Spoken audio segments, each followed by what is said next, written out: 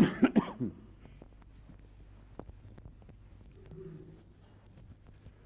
alaikum wa rahmatullah.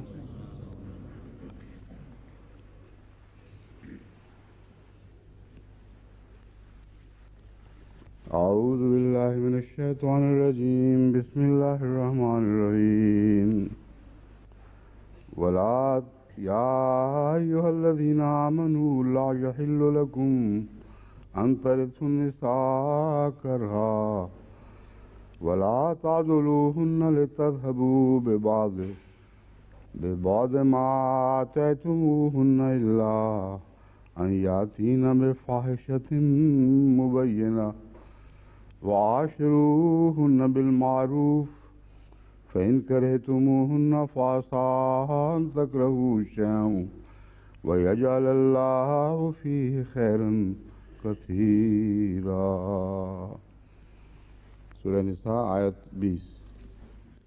C'était le verset 20 de la sourate An-Nisa. J'étais en train de commenter sur ce verset quand ce fut le temps de m'arrêter. Et j'avais dit que je compte parler à ce sujet lors de la prochaine session.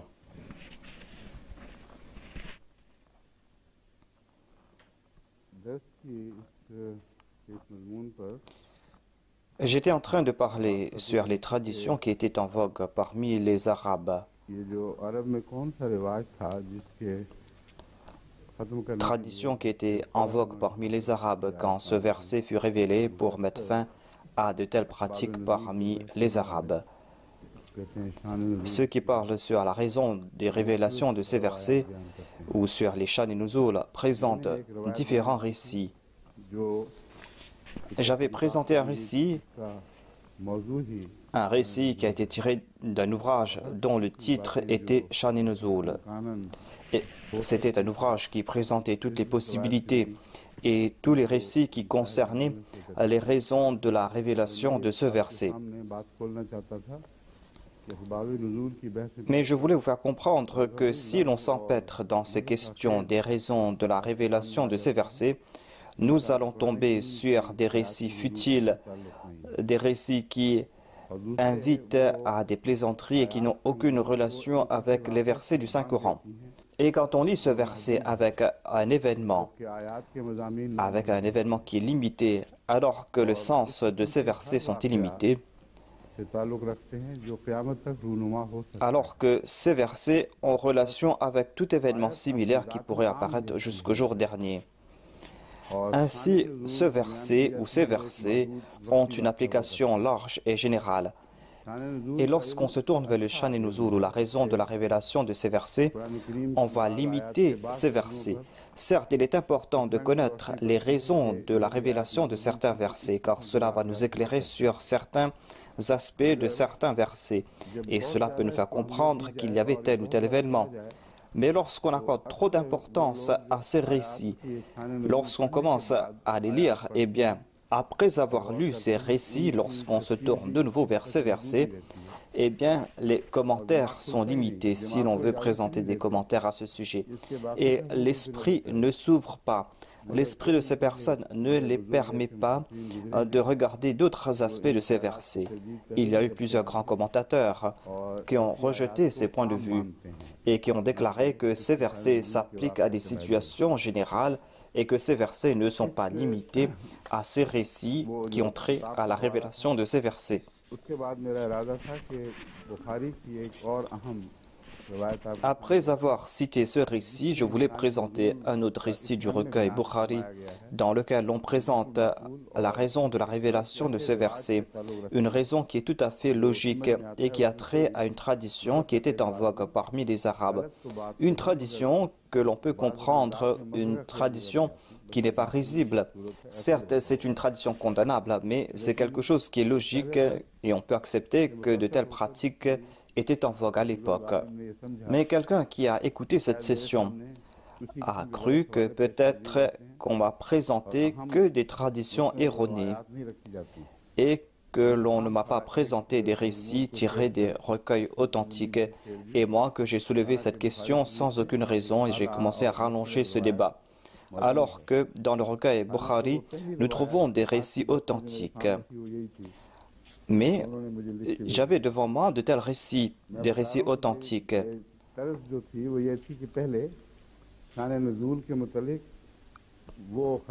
Je voudrais tout d'abord vous présenter les dangers que représente cette question de chercher les raisons de la révélation de ces versets et le fait d'accepter tous ces récits aveuglement et les dangers qui ont guetté les exégètes dans le passé et qui vont guetter les exégètes dans l'avenir. Ensuite, il y a ce récit authentique qu'on trouve dans ce recueil authentique. Par rapport à leur authenticité, je voudrais maintenant vous présenter ce récit.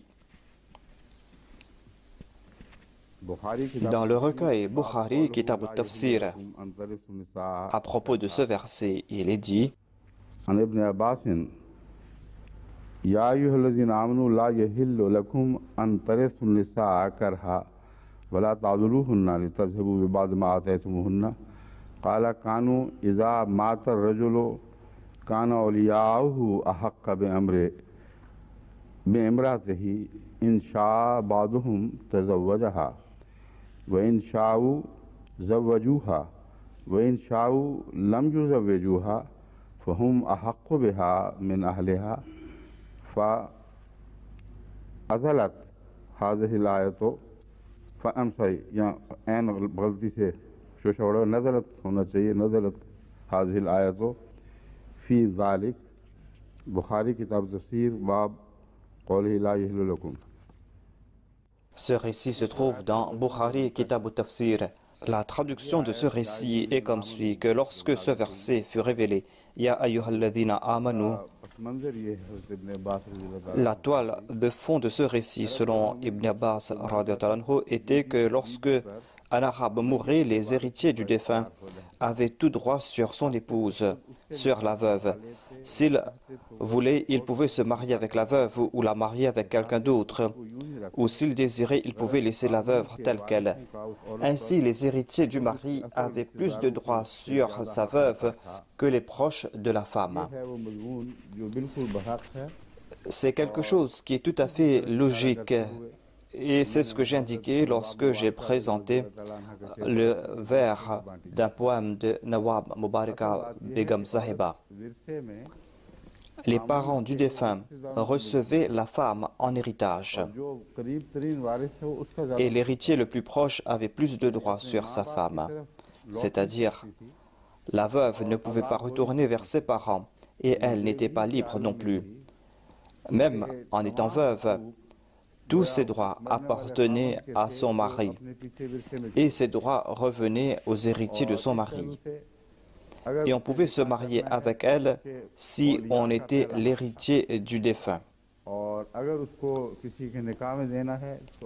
Et c'était les premiers héritiers qui pouvaient donner la femme en mariage à quelqu'un d'autre. Et lorsqu'il offrait cette femme en mariage, il prenait la dot. Et les héritiers pouvaient aussi abandonner la femme, c'est-à-dire ne pas laisser la femme se marier avec quelqu'un ou ne pas la laisser partir et de la laisser comme quelque chose qui est suspendu. Ce verset est venu mettre fin à ces traditions condamnables. À ce sujet, il y a plusieurs récits qui présentaient certains événements et certains récits précis. Et ces récits évoquaient ces événements en raison desquels ces versets ont été révélés. Je ne vais pas aller en détail concernant ces récits, mais que l'on se souvienne que parmi les polythéistes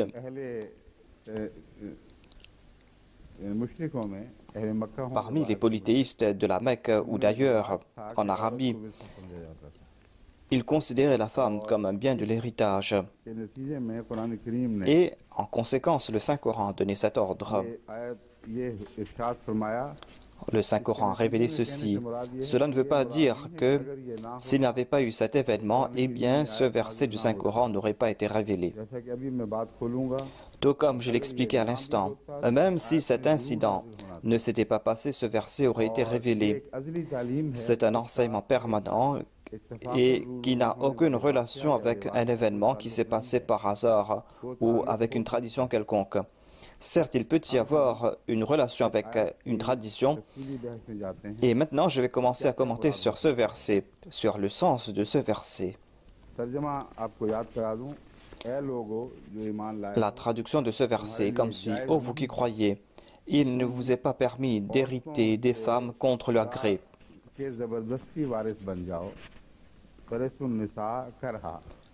Antarithun Nisa Karha.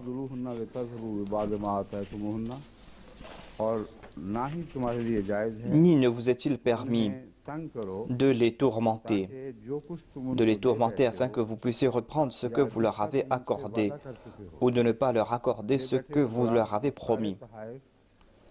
Cela concerne tous ces cadeaux ou tous ces biens que vous allez remettre volontairement à la femme après le mariage, ou cela concerne ce que vous avez déjà accordé volontairement. Ce que vous avez déjà accordé à ces femmes. Cela concerne aussi la dot, ce que vous avez promis d'accorder. Même si vous avez déjà accordé ce bien ou pas, puisque vous l'avez déjà promis, c'est comme si vous l'avez déjà donné. Ainsi, tous ces biens que vous leur avez déjà accordés, vous n'avez pas le droit de les tourmenter afin de reprendre ces biens.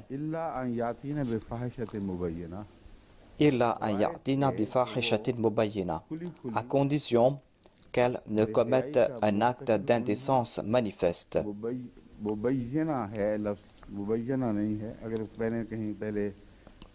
La prononciation est Mubayyina.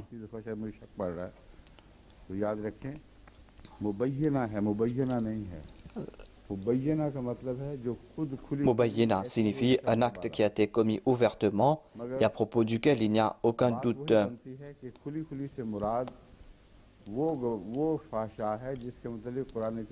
Un acte indécent à propos duquel le Saint-Coran a déjà déclaré tel quel, sur lequel le Saint-Coran s'est déjà prononcé. Et pour cela, il faut y avoir 4 témoins, et c'est le tribunal islamique qui doit juger cela, ou c'est un comité qui doit juger cela. Quelle que soit la tradition que vous avez pour rendre des verdicts, eh bien, ces 4 témoins ne vont pas se présenter au mari. Au contraire, ils vont se présenter à ce tribunal, à ce comité qui va juger cela.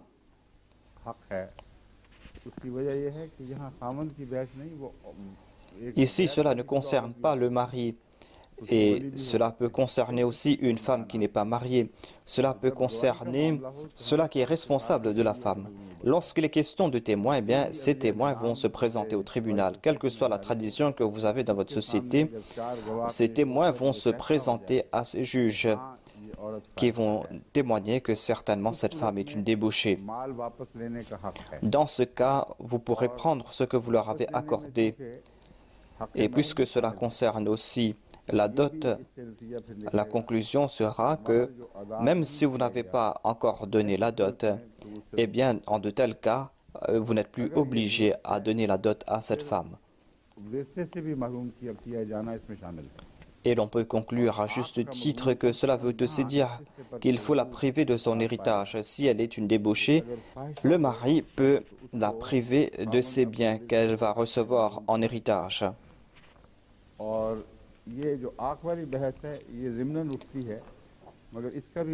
Et cette question des héritages concerne ici le droit de propriété.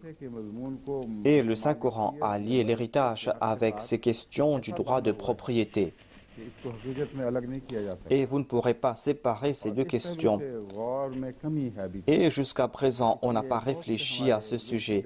C'est pour cette raison que jusqu'à présent, nous faisons face à de nombreuses difficultés en ce qui concerne ces disputes ayant trait à l'héritage. Lorsque nous allons réfléchir à ce sujet au sein d'un comité, on va devoir étudier cela à la lumière de ce que dit le Saint-Coran.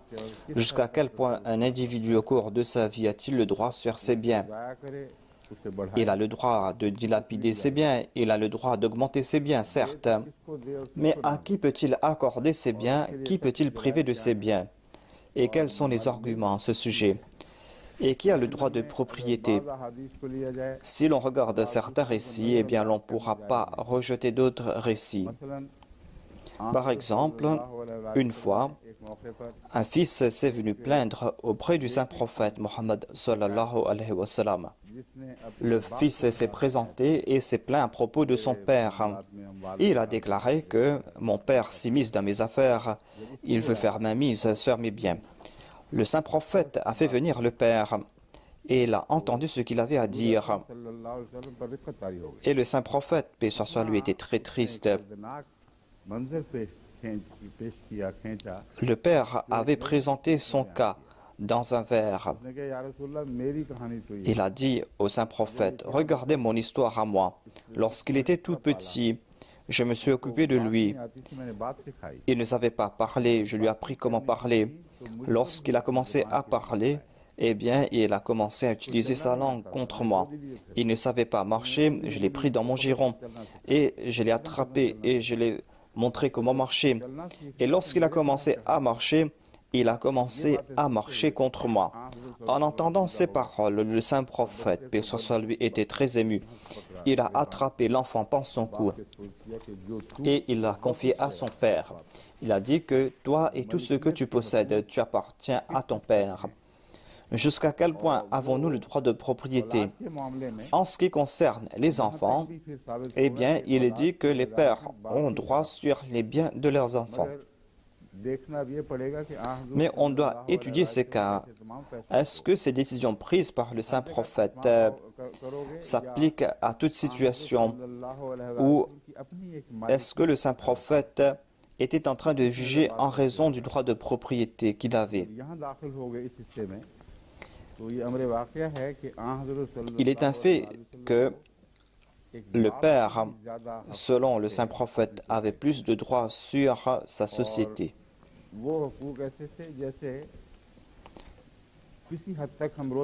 Ce sont des droits que nous voyons quotidiennement concernant les parents. Des parents qui aiment leurs enfants. Eh bien, ces enfants considèrent cela comme une insolence que de parler du partage des biens devant leurs parents et qui disent que tout ce que nous possédons appartient à nos parents et acceptent leurs décisions. Et ils confient tout cela à leurs parents. On trouve cela jusqu'à présent dans ces familles élargies, dans lesquelles les parents sont les maîtres des revenus de leurs enfants et de ce que les enfants ont eu. Et ces enfants ne posent pas de questions à leurs parents. Des fois, les parents prennent de l'argent d'un enfant pour dépenser sur les autres. Des fois, ces parents disent à ces enfants qu'ils doivent aider les autres qui sont en difficulté. Et on ne peut pas, dans de tels cas, tirer des conclusions qui deviendront des lois. Est-ce que le saint prophète, sallallahu alayhi wa sallam, a-t-il rendu de tels verdicts ou est-ce qu'il a rendu des verdicts dans des situations spécifiques? S'il a rendu de tels verdicts, eh bien, de nombreux récits seront clairs et on va comprendre le sens de ces récits. Et l'on ne va pas utiliser ces récits pour les transformer en lois et pour les appliquer comme des lois. Il faut tout d'abord se demander si cet ordre du saint prophète est un ordre qui s'applique à toute situation en général, ou est-ce qu'il parlait à la lumière de la situation spécifique d'une famille, et si cet ordre est devenu une loi pour cette famille. Ainsi, il y a plusieurs aspects qu'il est important d'examiner en détail, afin que lorsqu'on va prendre de tels jugements, cela concerne les droits fondamentaux et que cela ne crée pas des contradictions à l'avenir et qu'il n'y ait pas de lacunes à ce sujet. C'est Dieu qui est le propriétaire, c'est lui qui est le maître, et il accorde ses provisions à celui qu'il désire accorder. Et ces personnes deviennent le propriétaire de ces biens. Jusqu'à quel point ces personnes peuvent-elles utiliser ces biens ou dépenser cela au cours de leur vie? Un enfant, par exemple, a-t-il son mot à dire sur la jouissance des biens de son père? Est-ce qu'il peut lui intenter un procès en disant que son père est en train de mettre en jeu les biens et son avenir et son héritage? On ne peut pas tirer de telles conclusions. C'est pour cette raison qu'on doit étudier cette question de la propriété. Et la prochaine question sera, quelle est la relation des parents et des proches et le droit de propriété? Et jusqu'à quel point quelqu'un peut-il donner ses biens à une autre personne?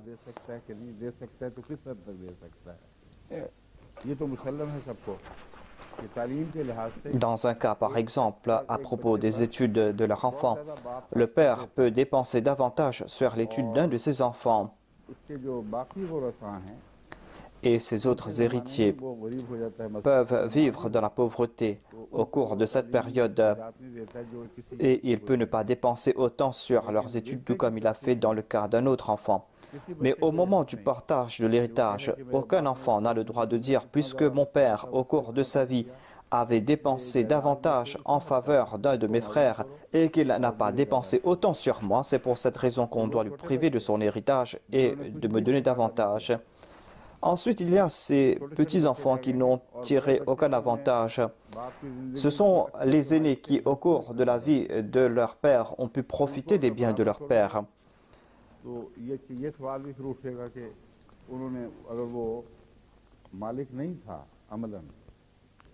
Même si ces enfants n'étaient pas les propriétaires de ces biens.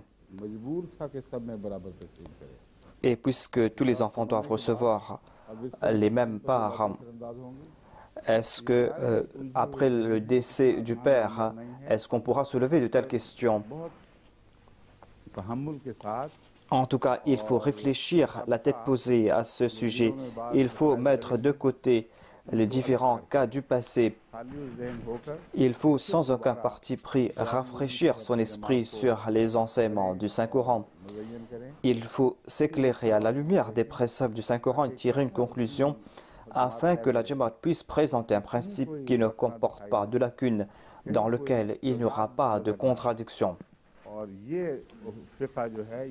Et cette jurisprudence sera une jurisprudence exemplaire pour le monde entier. C'est pour cette raison que j'attire votre attention à ce sujet à plusieurs reprises.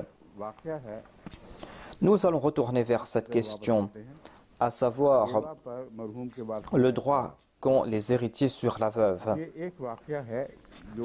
Le Saint-Coran a mis fin à une tradition qui existait à l'époque parmi les Arabes. Mais est-ce que c'est cela le seul but de ce verset? Est-ce que ce verset ne concerne pas d'autres situations? On peut se demander aussi à qui ce verset s'adresse-t-il? Qui est concerné ici par ce verset? Est-ce qu'on s'adresse uniquement au mari? Est-ce qu'on s'adresse uniquement aux responsables? Est-ce qu'on s'adresse à la société en général? Ou est-ce que c'est un verset qui s'applique à toute situation générale et qui s'applique à toute personne, quelle que soit sa relation?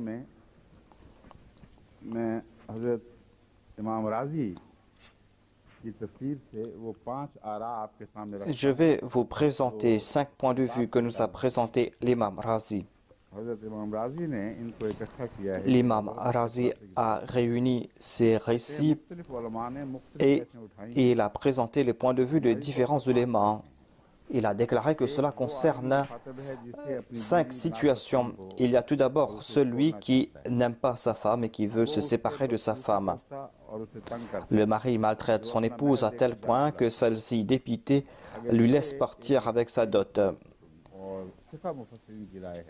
Si, selon les juristes, cela s'applique dans ce cas, et dans ce cas, on ne va plus appliquer ce verset à ces traditions présentes parmi les Arabes. Parce que selon ces traditions arabes, on n'est pas en train de parler à propos des maris, mais on parle d'une tradition qu'on a mis fin.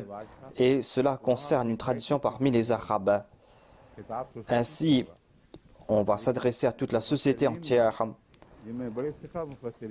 Mais parmi les grands exégètes, il y a ceux qui ont soulevé cette question et qui ont dit qu'il y a certaines personnes qui cherchent des prétextes afin de divorcer de leur femme. Ils veulent divorcer de leur femme d'une telle manière afin qu'ils ne s'acquittent pas de leurs devoirs envers leurs épouses. Ils veulent se divorcer de leur femme sans s'acquitter de leurs devoirs envers leur épouse. Voilà un des sens de ce verset. Deuxièmement, ce verset s'applique aux héritiers du défunt.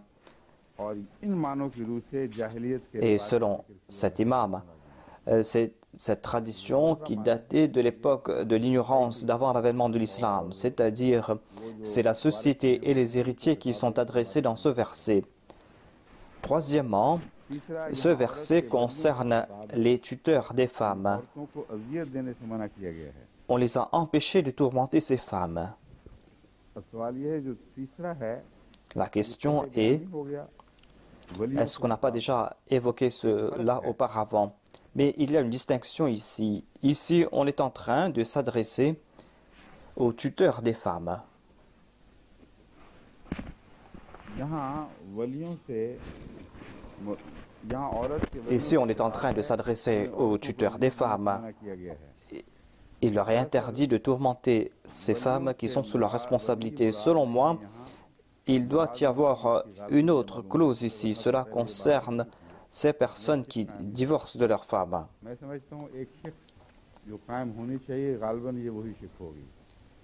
बाद लोग अपनी बीवियों को तलाक दे देते हैं Certaines personnes divorcent de leurs femmes, चाहते हैं ताकि mais ces maris ne laissent pas l'affaire se conclure et laissent la femme suspendue afin que la femme ne se marie pas.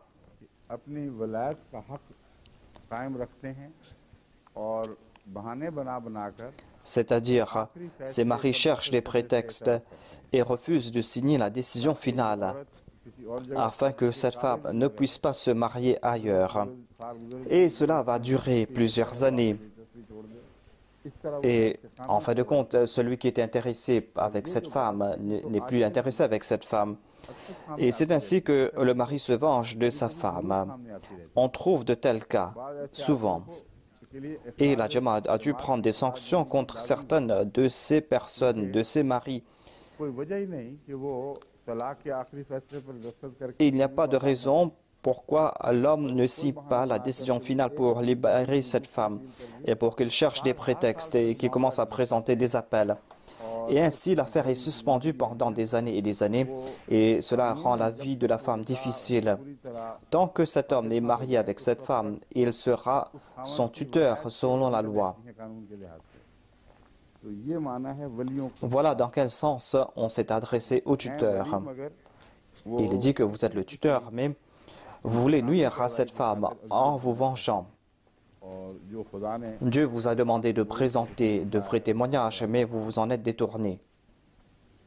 एक चौथी बात है La quatrième possibilité est que l'on est en train de s'adresser au mari. जाहिलियत में वो औरतों को तलाक देते Lorsqu'un mari divorçait de sa femme à l'époque de l'ignorance, il empêchait sa femme de se marier ailleurs. दरअसल वही C'est la même tradition qui a été présentée ici.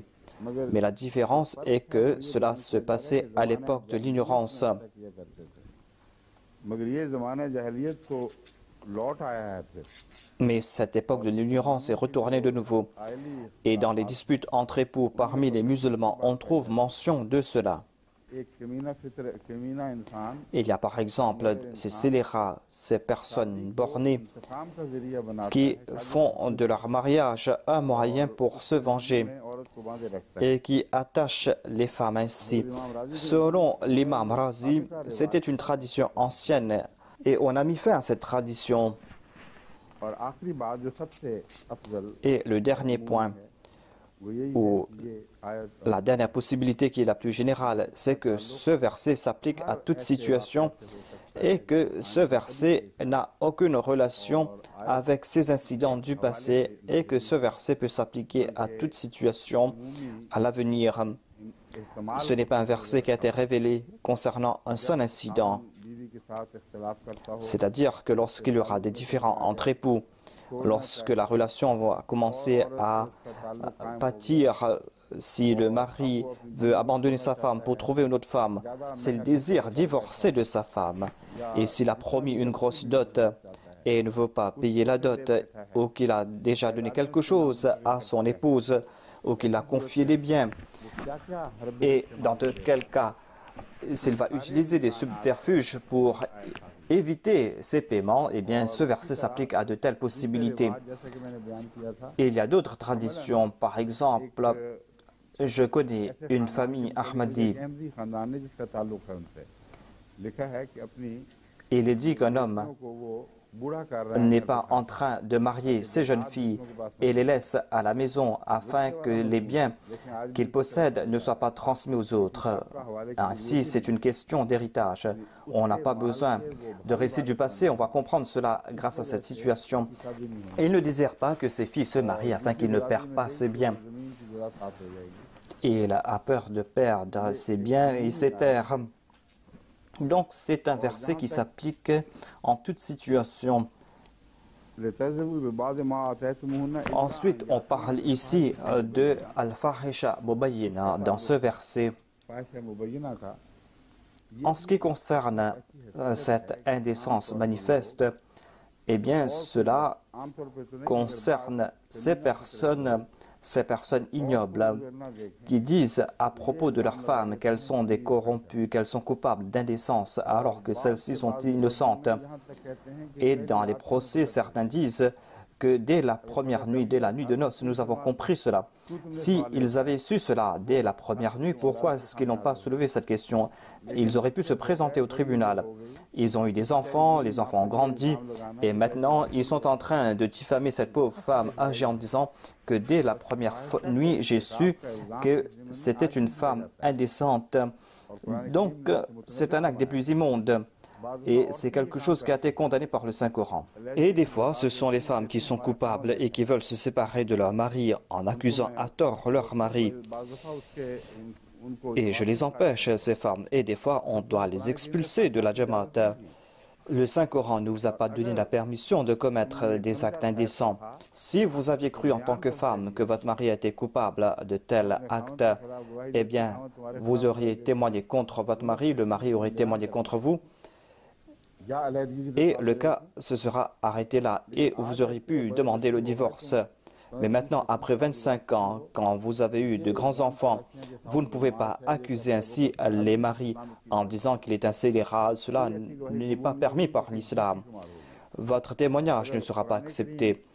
Si on applique la loi du Saint-Coran, eh bien, de tels calomniateurs recevront un châtiment qui n'est pas moins de 80 coups de fouet.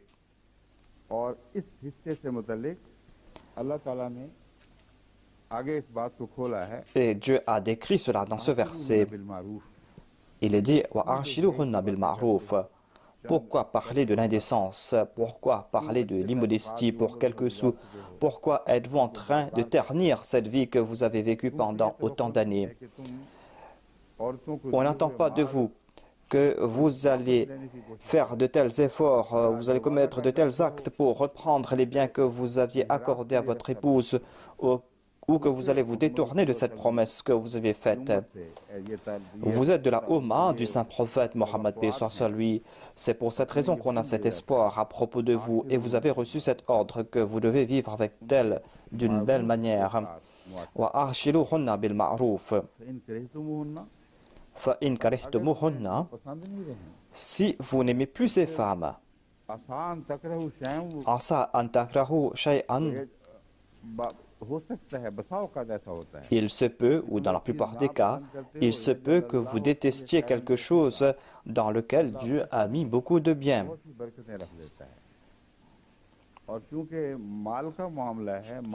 Et puisqu'il est question de l'argent et de bien, on a utilisé ici le terme khair, et ce terme a plusieurs sens. Khairan kathira signifie des bénédictions, cela signifie aussi des avantages matériels.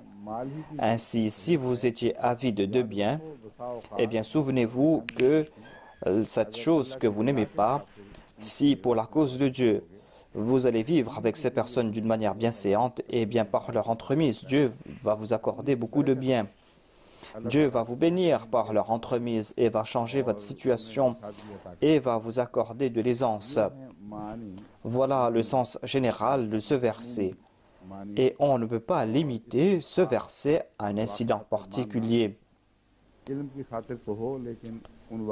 On peut limiter cela à un incident, mais on ne peut pas dire que ce verset s'applique uniquement à cet incident. Il y a le commentateur chrétien Weri qui a critiqué l'islam ici À ce sujet, il a dit qu'à moins qu'elle n'était coupable de désobéissance et de conduite éhontée.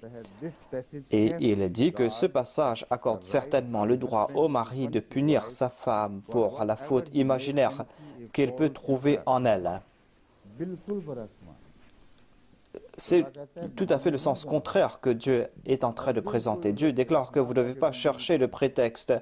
Vous ne devez pas chercher des prétextes afin de tourmenter votre épouse. Vous devez protéger les droits de vos femmes. Et lui, il a inversé le sens de ce verset. Il a inversé le sens de ce verset. Et il dit que maintenant, ce verset a donné le droit aux maris de chercher des prétextes et d'accuser leurs femmes de conduite éhontée et de traiter les femmes comme bon il leur semble. Mais si l'on regarde cela avec les yeux hostiles, on va voir ce sens. Le Messie promis alayhi salam a tiré une autre conclusion de ce verset. Il a présenté une autre image de la société islamique. Et voyez à quel point cette image est grandiose. Et voilà le sens général de ce verset. Ce concept de la société, c'est un concept de la société et des relations conjugales que l'islam nous a présenté.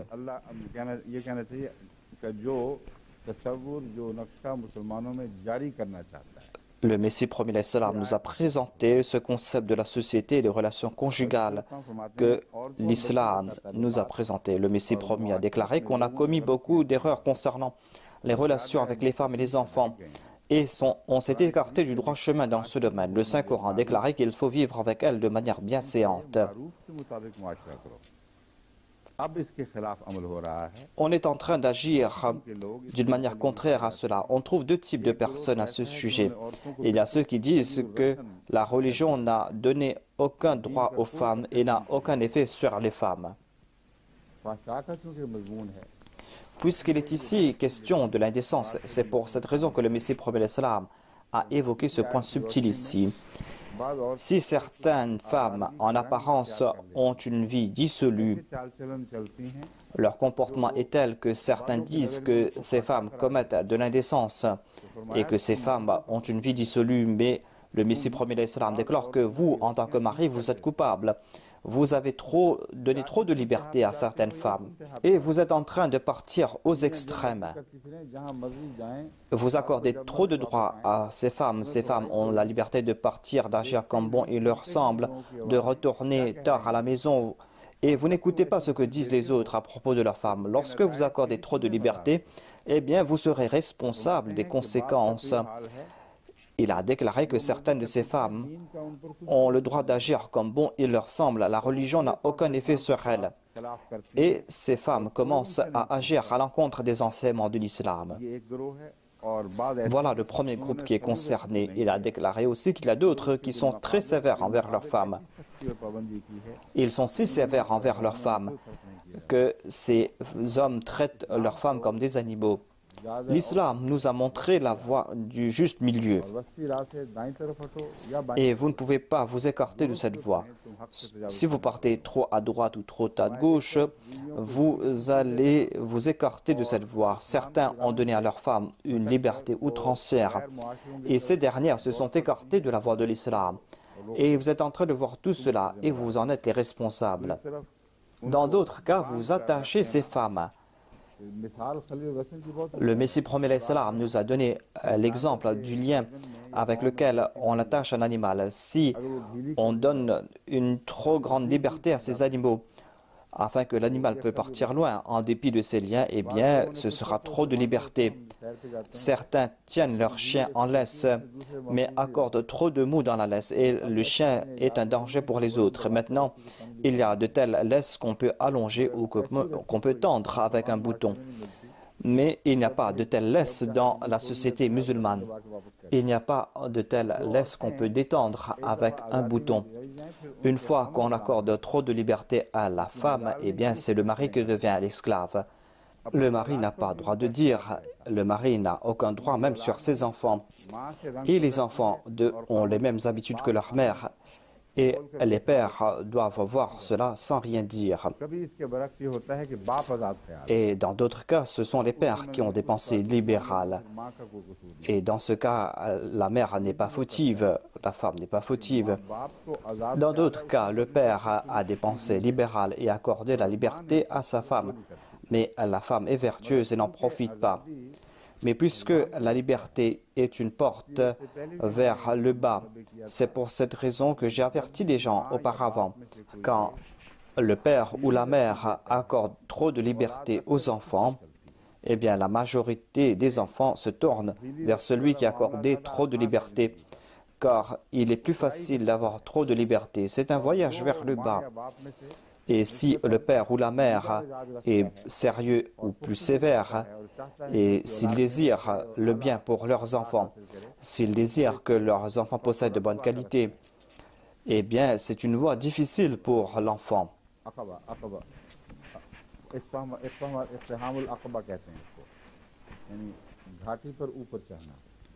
C'est un parcours difficile, c'est une pente escarpée. Dans la plupart des cas, si on donne une liberté, eh bien, les gens vont partir vers le bas, vers cette voie qui est plus facile. Mais si ces maris accordent trop de liberté, eh bien, leurs épouses sont vertueuses et ne profitent pas de cette liberté. Le Messie premier alayhi salam a aussi déclaré que certains sont si sévères envers leurs épouses qu'on ne peut pas faire de différence entre leurs épouses et les animaux. Ils traitent ces femmes comme des esclaves, voire comme des animaux. Ils frappent ces femmes, ils traitent ces femmes comme des esclaves. Ils frappent leurs épouses comme si ce n'étaient pas des êtres vivants. Et au Punjab, il y a ce dicton, on dit que la femme ressemble à une chaussure. On peut changer de chaussure comme on change de femme. Peut-être que c'est pour cette raison que dans l'interprétation des rêves, on dit que la chaussure signifie sa femme. Peut-être que cela a débuté au Punjab, je ne sais pas.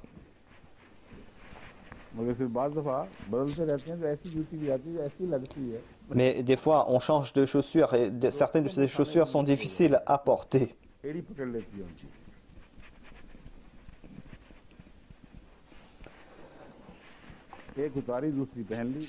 On ne peut pas traiter les femmes comme des chaussures, cela va à l'encontre des préceptes de l'islam. Le saint prophète est un exemple parfait. Regardez comment il traitait ces femmes avec bienséance. Selon moi, il est un peureux. Il n'est pas un homme, celui qui se dispute avec son épouse. Voilà ce qu'a dit le Messie premier alayhi salam. Grâce à ses écrits, on a compris que dans certains cas, on a présenté des doléances au Messie premier alayhi salam. On disait que certaines de ces femmes avaient une langue trop libérée et certaines de ces femmes étaient insolentes envers leur mari. Le Messie premier alayhi salam a donné des directives et si on tire cela hors de leur contexte et si on présente cela dans les journaux, eh bien, on va trouver des paroles très sévères. On va croire que c'est là des directives qui s'appliquent à toute situation, alors que c'était des directives qui s'appliquaient à des situations spécifiques. Ce qui est permanent, c'est ce qui est dit dans ce verset. On a le droit d'être sévère, certes, et la femme n'a pas le droit de répliquer à son mari, d'être insolente envers son mari. La femme n'a pas le droit de négliger les biens de son mari, de ne pas se soucier de son mari. Ce sera accorder trop de liberté à la femme. Dans certains cas, certaines paroles du Messie premier alayhi salam étaient très sévères et on peut croire que le Messie premier alayhi salam avait déclaré qu'on doit toujours enfermer ces femmes. On n'a pas le droit de publier cela tant qu'on n'a pas présenté d'autres écrits du Messie premier alayhi salam dans lesquels il dit le contraire. Quand j'ai lu cela, je me suis dit, que s'est-il passé à cette époque ? Pourquoi est-ce que sans réfléchir, vous êtes en train de publier cela, alors que vous savez très bien que le point de vue du Messie premier alayhi salam n'était pas limité à ses écrits. जब तक मुकाबिल के इक़्तिबासात नहीं रखोगे Tant que vous n'allez pas présenter d'autres écrits dans lesquels il a présenté un autre point de vue contraire, vous n'avez pas le droit de présenter cela. आपके सामने हज़रत मसीह मौऊद अलैहिस्सलाम का असल मौक़िफ़ पेश हो सके। C'est pour cette raison que je vous ai présenté ces écrits afin que vous puissiez comprendre le point de vue exact du Messie premier, alayhi salam. Le Messie premier, alayhi salam, déclare que c'est un peureux, ce n'est pas un homme, celui qui se dispute avec son épouse. Celui qui n'est pas un homme ne va pas se mettre en travers de la route de son épouse. Il a dit que les femmes peuvent se disputer avec d'autres femmes. Laissez-les faire. Il ne sied pas un homme. Vous n'êtes pas un homme si vous agissez ainsi. Vous êtes un homme. Si vous êtes brave, vous devez vous mesurer aux hommes. Ce n'est pas de la bravoure que d'entraver la voix d'une femme. C'est une preuve de couardise. Vous vous mesurez pas aux hommes, mais vous maltraitez vos épouses. Cela n'est pas juste. C'est comme si on disait on va lutter avec les femmes et on va faire preuve de timidité avec les hommes. Il y a de ces hommes qui à la maison se posent en braves et font de grands discours. Ils assoient leur autorité à la maison. Et parmi les hommes, leurs voix ne sortent même pas. C'est en ce sens qu'ils ne sont pas des hommes. C'est-à-dire, devant les femmes, ils sont comme des lions, et alors que dans la société, leurs voix ne sortent même pas. Ce n'est pas de la bravoure. Regardez la vie du saint prophète Mohammed paix soit lui, et vous allez comprendre qu'il possédait de grandes qualités. En dépit du fait qu'il inspirait la crainte, mais quand une faible femme lui demandait de se mettre debout, il se mettait debout et ne s'asseyait pas tant qu'il n'avait pas reçu la permission. Ainsi, il n'était pas question uniquement de ses épouses. Le saint prophète Mohammed paix soit lui a traité les femmes avec bienséance et on ne trouve pas d'exemple pareil dans l'histoire. Il inspirait la crainte. Des fois, le saint prophète Mohammed paix soit lui faisait des courses avec son épouse Hadrat Aïcha. Dans un cas, le saint prophète avait remporté la course. Et selon les récits, on dit que Hadrat Aïcha a remporté la course la deuxième fois. Le Messie premier l'Islam a présenté cela ainsi. Et personne n'a compris cela tel que le Messie promis. Il a déclaré à propos de cette course que une autre fois, Hadrat Aïcha a remporté la course. La première fois, c'était le saint prophète qui avait remporté la course, mais la deuxième fois, le saint prophète s'est ralenti afin que Aïcha puisse remporter cette course. Seule une personne perspicace pourrait voir la subtilité dans la nature du saint prophète Mohammed paix soit lui. Lorsqu'on fait des courses avec des enfants, on agit ainsi. On laisse partir l'enfant afin que l'enfant puisse gagner et afin de ne pas blesser les sentiments de cet enfant, afin qu'il soit encouragé. Ainsi, le Messie premier l'Islam a compris cela. Il a déclaré que une fois, il y avait des Abyssiniens qui étaient venus pour faire un spectacle. Le saint prophète a fait venir Hadrat Aïcha afin qu'elle puisse voir leur spectacle. Voilà donc ces aspects de la douceur du caractère du saint prophète Mohammed paix soit lui. Et par la suite, Hadrat Omar est venu et les Abyssiniens, en le voyant, ont pris la fuite. C'est une question de nature. Hadrat Omar était de nature sévère et il pensait qu'on était trop amen, trop doux envers les femmes. Le saint prophète, paix soit lui, n'a rien dit. Mais quand Hadrat Omar est venu, ces Abyssiniens ont pris la fuite.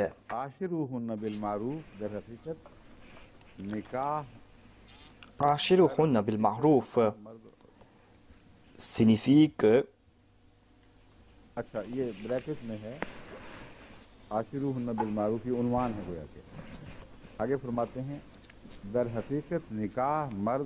Le mariage est un engagement entre les hommes et les femmes et on doit faire des efforts pour ne pas briser cet engagement. Dans le Saint-Coran, Allah a déclaré وَعَاشِرُوهُنَّ بِالْمَعْرُوفِ, c'est-à-dire de bien traiter leurs épouses. Ashiru a plusieurs sens et le Messie premier l'Islam a présenté plusieurs sens à ce sujet. Il a déclaré que c'est un engagement à deux sens. Il faut bien traiter ses épouses. Et dans les hadiths, il est dit khairukum khairukum li ahlihi. Le meilleur d'entre vous est celui qui traite le mieux ses épouses. Spirituellement et physiquement, il doit bien traiter ses épouses, doit prier pour ses épouses et doit éviter le divorce. Le plus méchant aux yeux de Dieu est celui qui est prompt à donner le divorce. Ainsi, ne brisez pas cette relation que Dieu a établie.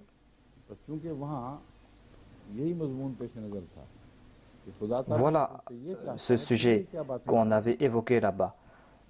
Voilà ce que Dieu désire de votre part, nous dit ce verset. Il ne vous sied pas pour des questions futiles de commettre de grands péchés et d'accuser à tort les femmes, de chercher des prétextes afin de ne pas leur accorder ce qui leur revient de droit, ce que vous devez leur donner, ou de reprendre ce que vous avez déjà accordé à ces femmes. Dieu n'attend pas cela de votre part. Voilà le sujet qu'a évoqué le Messie promis l'Islam. Cet extrait de ces dires se trouve dans Zamima Tuhfa Gowaliya, à la page 15, et dans une note de bas de page.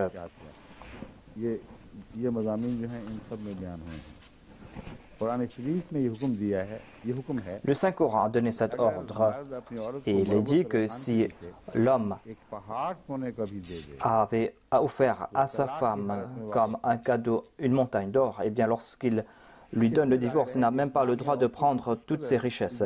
L'on comprend grâce à cela l'honneur qu'accorde l'islam à la femme. Ce verset a une relation avec le prochain verset où il est dit وَآتَيْتُمْ إِحْدَاهُنَّ قِنْطَارًا فَلَا تَأْخُذُوا مِنْهُ. Celui qui a réuni tous ces écrits a mis ce verset ici, alors que ce verset va venir par la suite.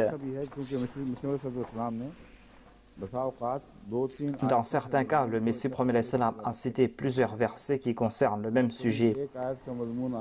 Et des fois, c'est un sujet qui vient de l'avant, des fois, c'est un autre sujet qui vient de l'avant. Celui qui a réuni toutes ces références a bien fait. Et le Messie premier l'Islam déclare que, en tout cas, selon le Saint-Coran, vous devez bien traiter vos épouses. Vous devez bien traiter vos épouses afin que toute personne douée de bon sens puisse savoir que vous traitez bien votre épouse. Ainsi, il a présenté un autre sens du terme ma'rouf. Ma'rouf signifie quelque chose, une tradition qui a pris racine dans la société. Et il nous a présenté un autre sens du terme wa'ashiruhunna bil ma'rouf. C'est un sens qu'un autre exégète n'a pas compris. Il a déclaré que vous devez traiter si bien votre épouse que cela soit quelque chose de très connu et que la société soit témoin que vous traitez votre épouse d'une très bonne manière. Voilà le sens du terme ma'rouf.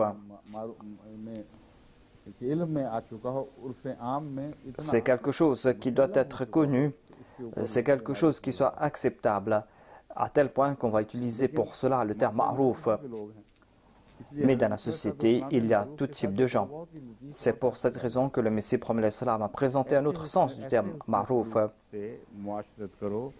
Il a déclaré que toute personne douée de bon sens peut comprendre cela. Toute personne intelligente pourra comprendre cela. Et il voulait nous faire comprendre que personne ne peut comprendre cela. On ne peut pas savoir ce qui se passe dans les maisons à l'intérieur et on n'a pas la permission de le faire. Comment est-ce que les gens vont comprendre cela? Il a déclaré que seules les personnes intelligentes pourront tirer cette conclusion. Grâce à la manière dont ils se comportent en tant que couple, les autres vont savoir ce qui se passe derrière les voiles, quelles sont leurs relations. Donc, grâce au terme intelligent, il nous a fait comprendre ce point subtil et il a fermé les portes à toutes sortes de conjectures. Quelqu'un peut dire que peut-être nous allons devoir voir ce qui se passe dans la maison. Il a déclaré non, il ne doit pas en être ainsi. Seule une personne intelligente pourra le faire. Une personne qui ne regarde pas Dieu avec ses yeux, mais qui voit Dieu partout, matin et soir. Voilà un des sens du terme Ulil al-Bab. Et le choix des paroles du Messie prophète salam sont basées sur le Saint-Coran. Seul celui qui a réfléchi profondément sur le Saint-Coran peut comprendre cela. Sinon, une personne ordinaire ne pourra pas comprendre les points si subtils du Saint-Coran. Ce sont des paroles ou des points très subtils qui sont évoqués dans le Saint-Coran. Ensuite, le Messie prophète salam dit que, hormis l'indécence ouverte, on doit pardonner à la femme ses caprices et ses mœurs. C'est là un autre point subtil. Personne n'a compris cela. Regardez les autres commentaires, vous n'allez pas voir un point aussi subtil. Il a déclaré que, hormis l'indécence, vous devez pardonner la femme. Vous n'avez pas le droit de profiter de ses faiblesses, de ses caprices pour condamner cette femme et pour trouver les moyens pour priver cette femme de ses biens. Il y a une seule chose, à savoir l'indécence et l'indécence ouverte. Et Dieu ne vous donne pas la permission. Hormis l'indécence ouverte, on doit pardonner à la femme ses caprices, ses mœurs et ses mauvaises habitudes. Il a déclaré que je suis très embarrassé d'entendre que des hommes se disputent avec des femmes. Dieu a fait de nous des hommes et cela une faveur. Il a complété ses faveurs sur nous et nous devons remercier Dieu.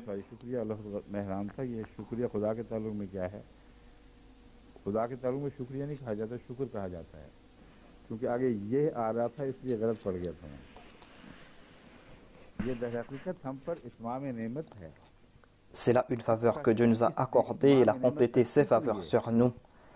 Et c'est ainsi que l'on pourra prouver sa reconnaissance. Pour prouver sa reconnaissance, il faut traiter les femmes avec gentillesse. Voilà mon état à moi. Une fois, j'étais en colère contre ma femme et j'ai parlé à voix haute.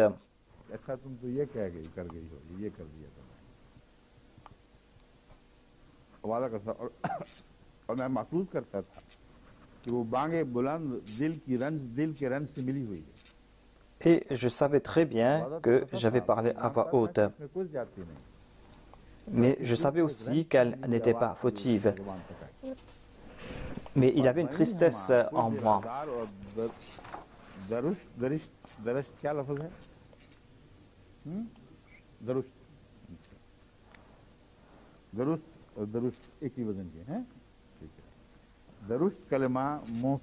Et je n'ai pas prononcé des paroles dures. Je savais très bien ce que j'avais dit. Ces paroles, je les ai prononcées en raison d'une certaine tristesse qui était dans mon cœur.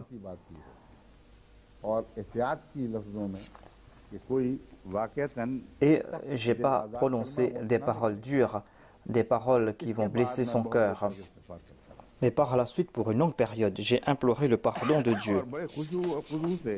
En toute humilité, j'ai accompli des prières surrogatoires et j'ai fait aussi de l'aumône. J'avais peur d'être considéré comme un pécheur aux yeux de Dieu en raison de cette dureté.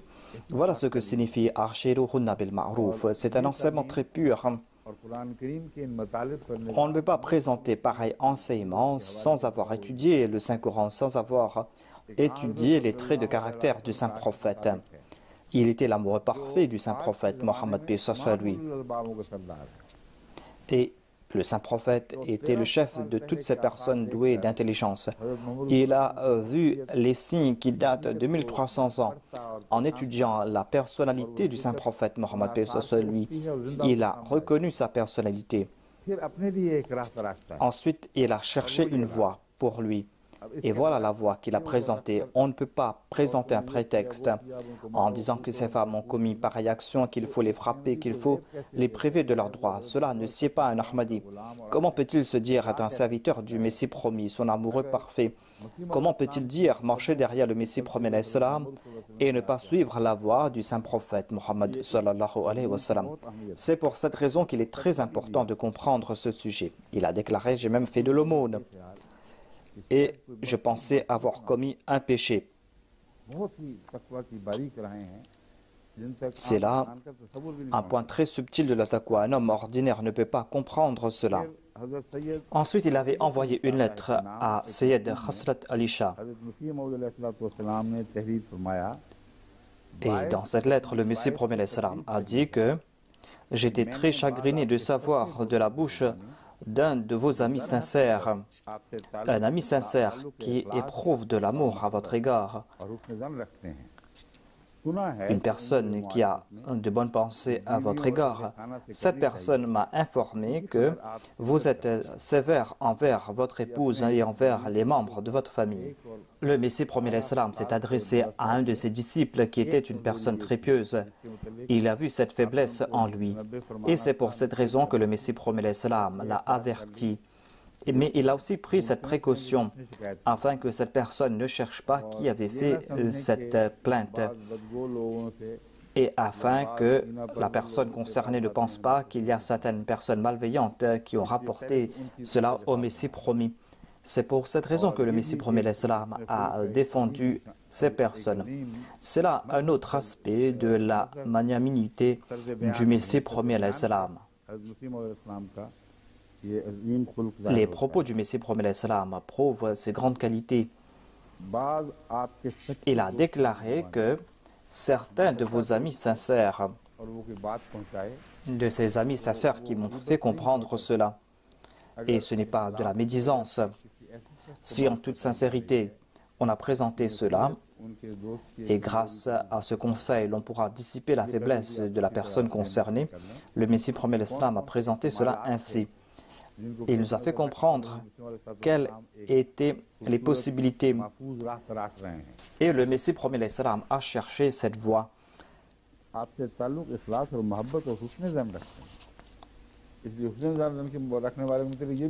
Il a déclaré que c'était des personnes qui ont de bonnes pensées à votre égard. Et cette personne n'a pas tiré une mauvaise conclusion en présentant cela au Messie promet l'Islam. Celui qui a de bonnes intentions ne va pas faire de telles choses grâce auxquelles on pourra tirer des conclusions hâtives. Le Messie promet l'Islam a déclaré que vous êtes sévère envers vos épouses et envers les membres de votre famille.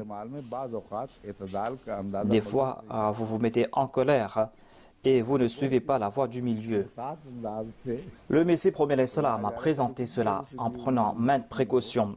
Il ne voulait pas blesser les sentiments de celui qui était concerné par cette lettre. Il dit que des fois, j'ai entendu dire que vous vous mettez en colère. La personne qui m'a présenté cela est au courant de vos qualités nobles et ressent une très grande affection à votre égard.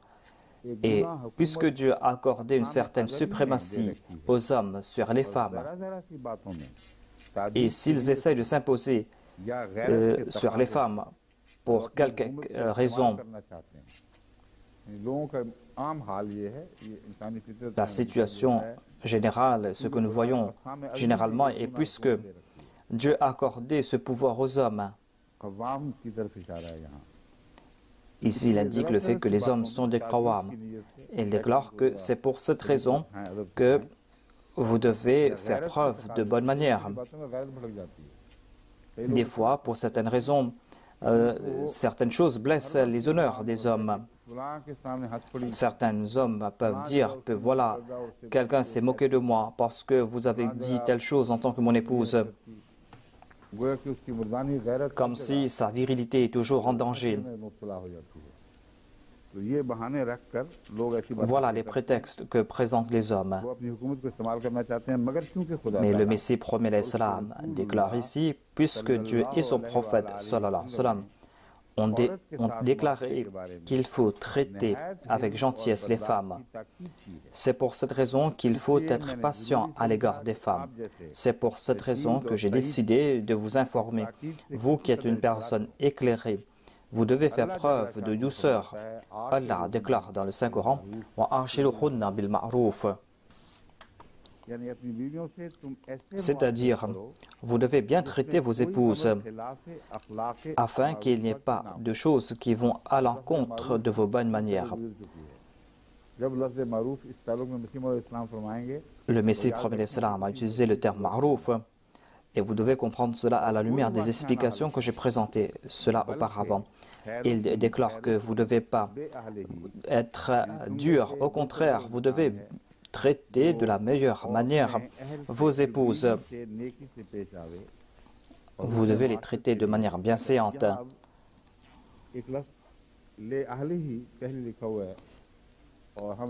Ici, il est dit li ahlihi. Et dans la plupart des cas, le Messie promet l'Islam a écrit li ahlihi. Alors que le sens où dans le hadith il est dit bi ahlihi, quel est le sens général? C'est un hadith très connu. Peut-être qu'il est dit li ahlihi. Peut-être qu'il y a une faute de frappe ici. En tout cas, le Messie promet l'Islam déclare que le meilleur d'entre vous est celui qui traite de la meilleure manière son épouse. Ahlihi signifie épouse.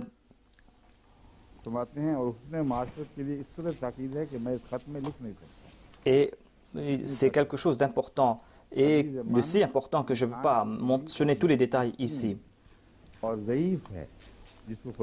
L'épouse est une personne faible, c'est une personne que Dieu vous a confiée. Certaines personnes disent que ce n'est pas, je ne sais pas de quelle époque on parle, mais toute épouse vient en tant qu'une personne faible de la maison. Vous êtes en train de la corrompre en raison de vos mauvaises manières, ou en raison de vos injustices, ou en raison aussi de votre douceur, ou en raison de votre indulgence.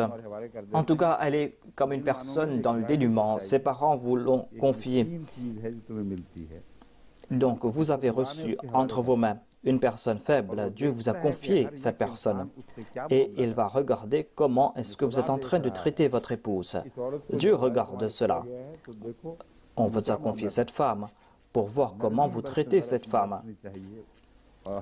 Vous devez faire preuve de gentillesse et vous devez toujours comprendre que mon épouse est une invitée.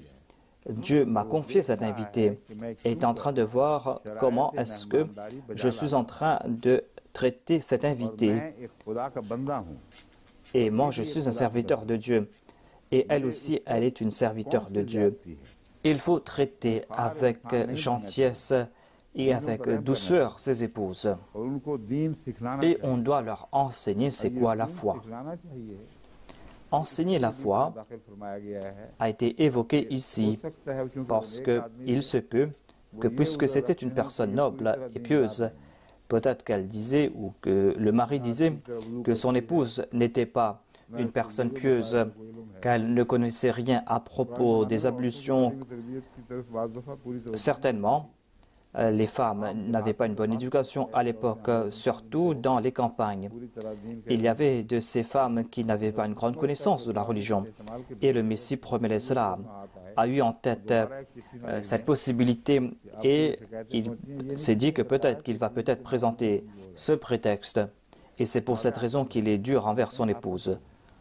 Mais le Messie promet l'Islam d'accord que c'est votre devoir à vous que de leur enseigner la religion.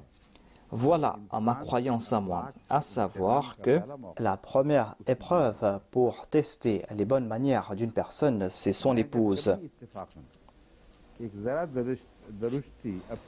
Quand par hasard j'ai prononcé des paroles dures à l'égard de ma femme, eh bien je tremble. C'est une personne que Dieu m'a confiée après qu'elle ait voyagé 100 000 lieues. Ce sera un grand péché de ma part que d'agir ainsi. C'est pour cette raison que par la suite, je la demande de prier pour moi dans ses prières. si j'ai commis une faute, eh bien pardonnez-moi. Voilà donc comment il a traité son épouse. Voilà l'exemple que Dieu nous a présenté, celui qui s'est asservi au saint prophète Mohammed lui. Le Messie promet l'Islam que j'ai très peur de commettre une action injuste. C'est pour cette raison que j'espère que vous allez agir ainsi. Notre maître, le saint prophète Mohammed lui, a traité avec grande douceur ses épouses. Qu'est-ce que je peux dire davantage? Cela a été publié dans le journal Al-Hakam, volume 13 du 17 avril 1905.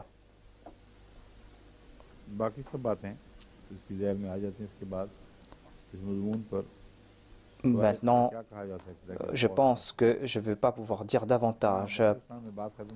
Nous allons nous arrêter là où s'est arrêté le Messie premier alayhi salam.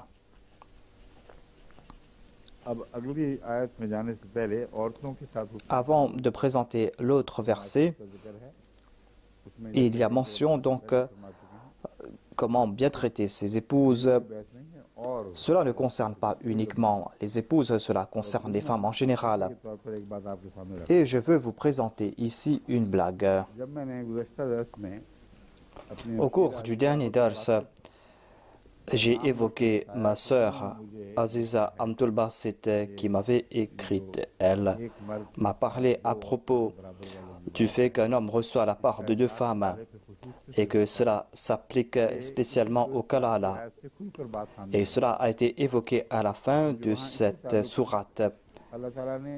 Car à la fin de cette sourate, Dieu a utilisé le terme 2 tiers au lieu de dire plus de 2.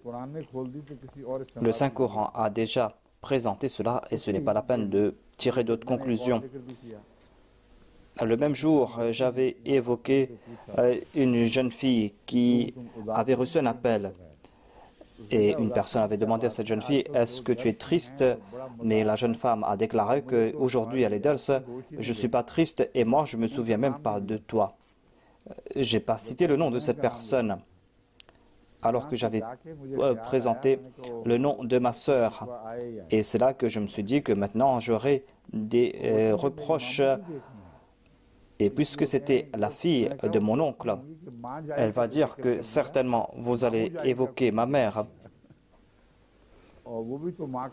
J'ai évoqué la mère, mais je n'ai pas mentionné le nom de la jeune femme, c'est-à-dire de sa fille. Et je me suis dit que maintenant, je vais recevoir des reproches.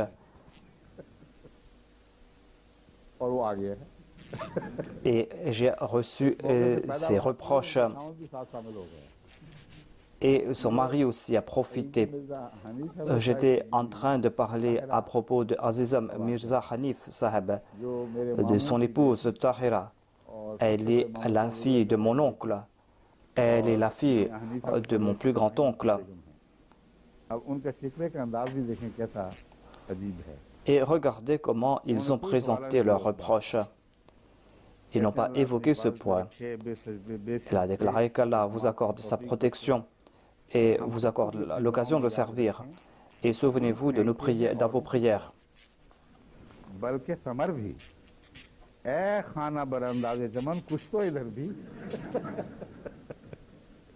Et ils ont présenté un vers d'un poème.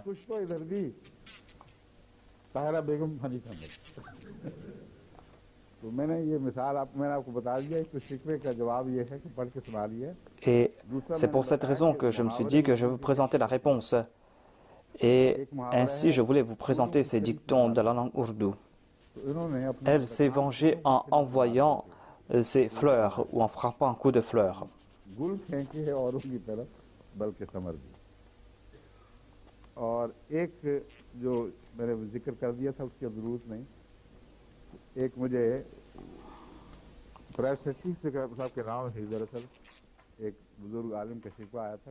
Il y avait un grand érudit qui a envoyé ses reproches en disant que on n'a pas présenté des récits essentiels alors qu'on aurait dû présenter d'autres récits. Mais moi j'ai déjà dit auparavant que j'ai présenté ces récits qui ne sont pas authentiques afin que vous puissiez comprendre la réalité, afin que vous puissiez comprendre que l'on ne doit pas placer toute sa confiance en certains récits. Ces récits ne sont pas authentiques, mais il y a d'autres récits à propos desquels il n'y a pas de doute.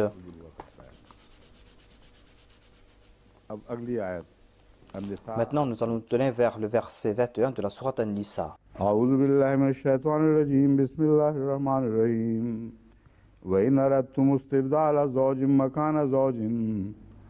مكان زوج وآتيتم إحداهن قنطارا فلا تأخذوا منه شيئا أتأخذونه بهتانا وإثما مبينا النساء 21 और अगर तुम C'était le verset 21 de la sourate An-Nisa. Il dit, et si vous désirez prendre une femme à la place d'une autre et que vous avez donné un trésor à l'une d'entre elles, vous avez déjà pris la décision de prendre une autre épouse et que vous avez donné à la première un trésor,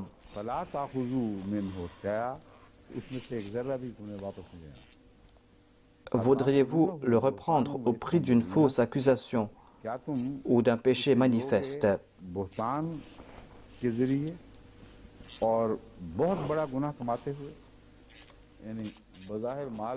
Est-ce que vous allez reprendre ce trésor en commettant un grand péché?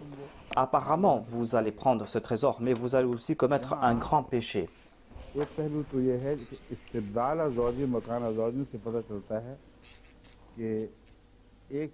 Ici, on parle des épouses et l'on comprend ici que cette question de la polygamie a été évoquée ici.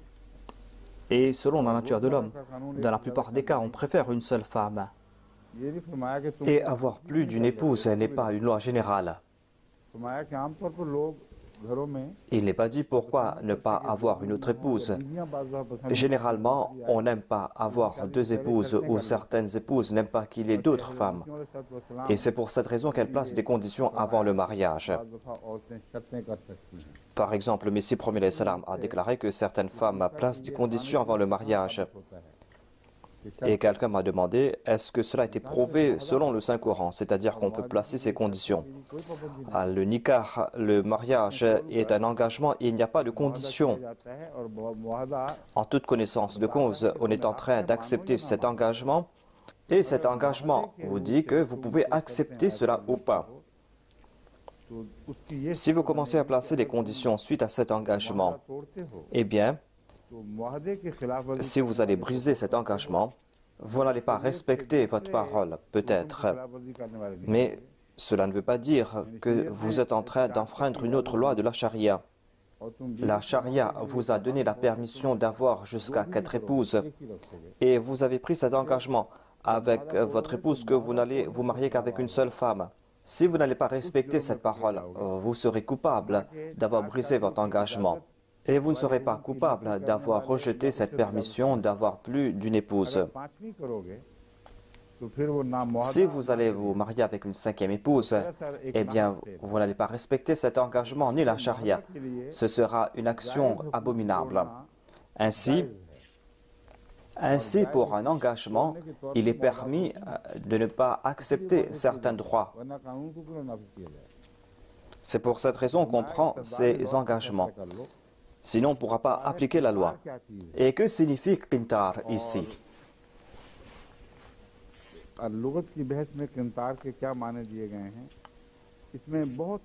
Quel est le sens du terme qintar?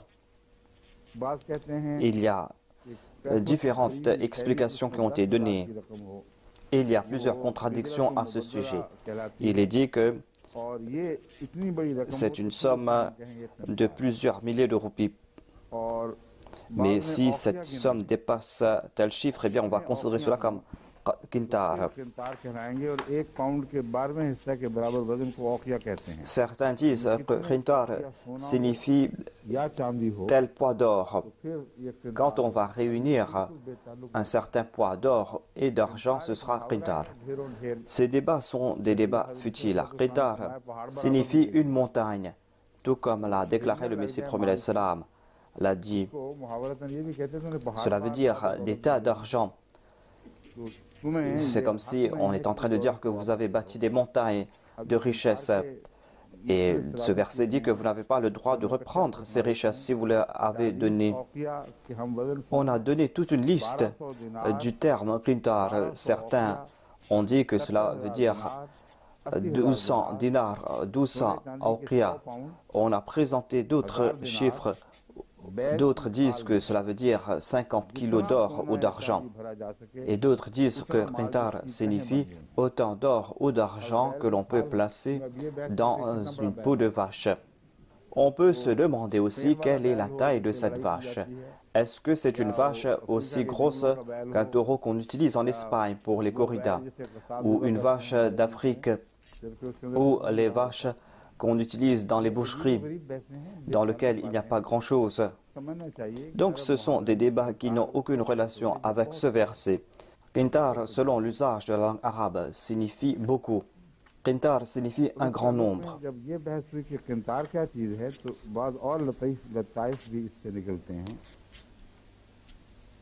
Quand on va se demander quel est le sens du terme qintar, on va comprendre autre chose. Par exemple, il est dit qu'une fois, Hadrat Omar a dit que qintar signifie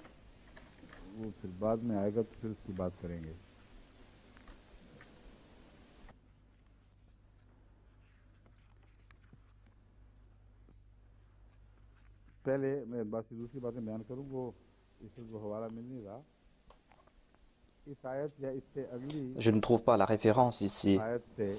En tout cas, Hadrat Omar a tiré une conclusion de ce verset ou du verset précédent.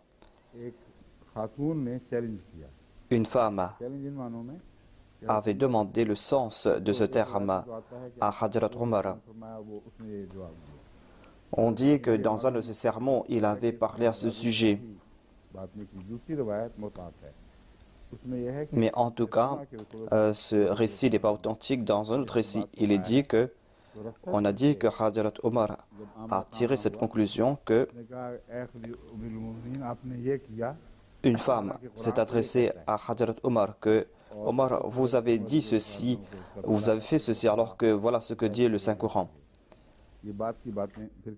Et il y a eu des commentaires qui ont été faits sur ce qu'avait dit Hadrat Omar. Mais moi, je vais vous présenter d'autres points qui ont trait à ce verset.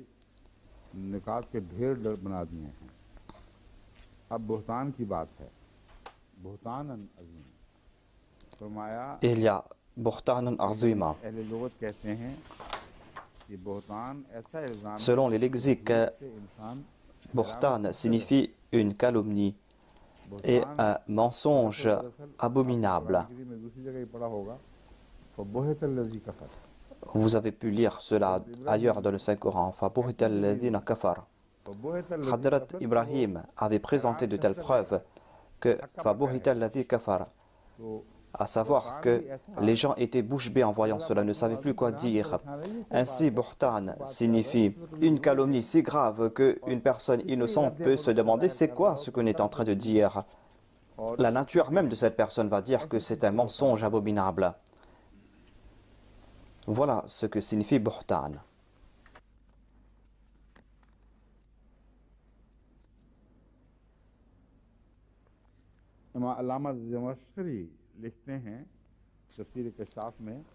Allama Zamashkhari a écrit dans son Tafsir Kashaf que il y avait cette pratique auparavant.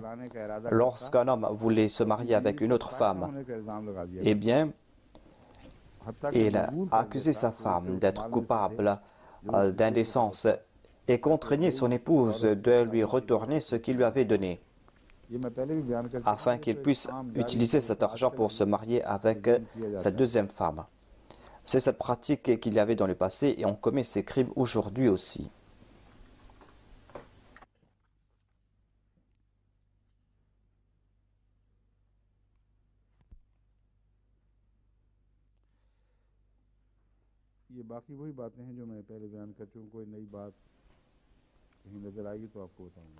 Il n'y a rien de nouveau que je puisse présenter ici.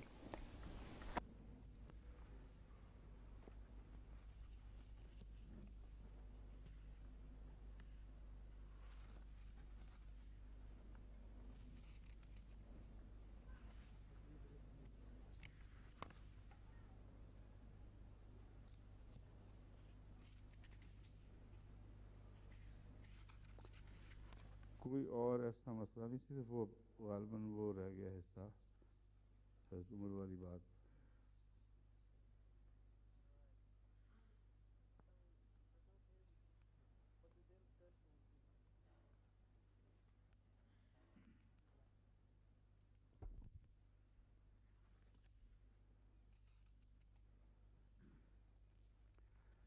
हाँ, महर की बहस जो है उसमें आता है कि चूँकि इस माल में À propos de la dot, से मुराद on dit que puisque वो माल नहीं il est dit que vous avez accordé ces biens, बल्कि cela ne veut pas dire uniquement ce que vous avez offert en cadeau. कि तुम उसके देनदार Cela veut dire aussi la dot que vous avez fixée. जब ये बहस उठी Vous avez dit que vous allez donner cette somme, vous avez promis cette somme. इसका मतलब ये है Et on peut dire aussi que cela veut dire que il n'y a pas de limite à la dot. और जितना मर्जी मुकर्रर कर दो। Il n'y a pas de limite à la dot qu'on peut offrir. On peut donner autant que l'on désire. जो मैंने आपके सामने रखी थी, बयान की थी, वो रवायत ये है। Et c'est ainsi que l'on trouve ce récit à propos de la dot. महर मुकर्रर करने के जवाब Certaines personnes disent que बस इसकी तायद में cela prouve que l'on doit donner une grosse dot.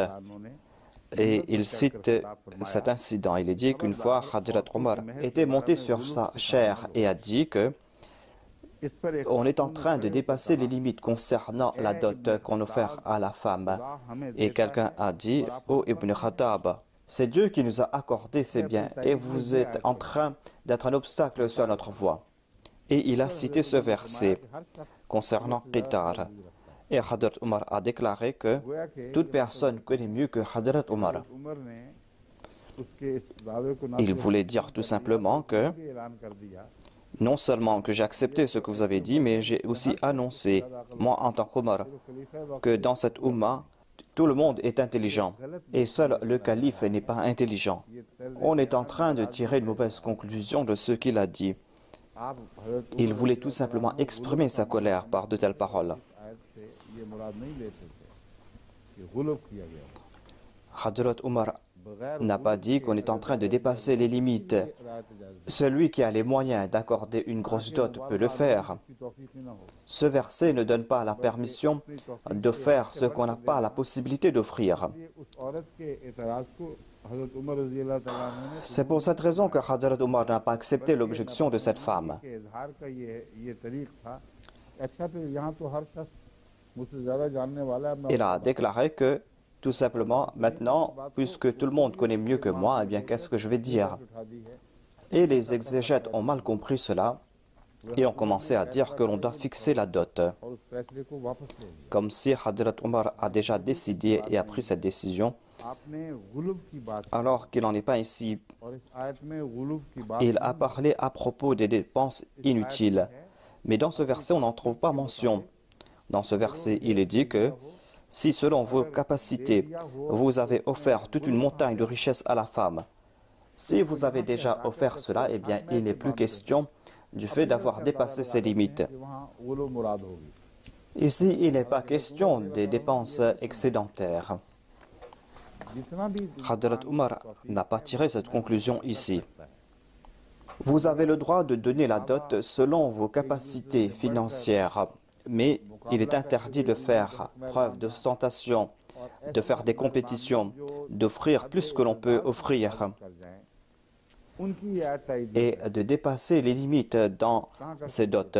Ce verset ne soutient pas de telles pratiques. बरमहल Ainsi donc, Hadrat Omar a répondu à cette question. Cette femme n'a pas compris cela et a tiré une mauvaise conclusion. Et Hadrat Omar n'a pas accepté cela. Hadrat Omar a dit que tu es en train de dépasser les limites. Le Saint-Coran n'a pas donné la permission de dépasser les limites. Offrez ce dont vous avez la capacité d'offrir, c'est tout. वक्त भी ख़त्म हो गया और इस आयत के ऊपर गुफ्तगू हुई। ठीक है। अस्सलाम वालेकुम।